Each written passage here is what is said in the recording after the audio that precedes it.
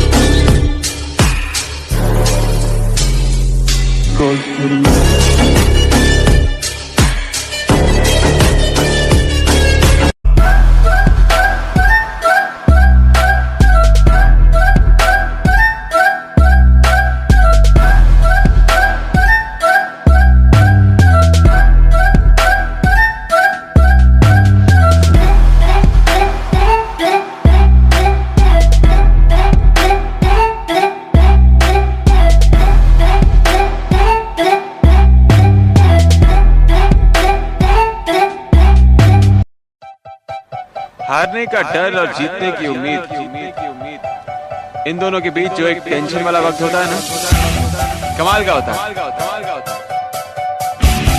जेब खाली हो तभी तो सपने देखने चाहिए, तभी तो जेब भर जाने के बाद उन सपनों को सच किया जा सकता है मेरे भाई।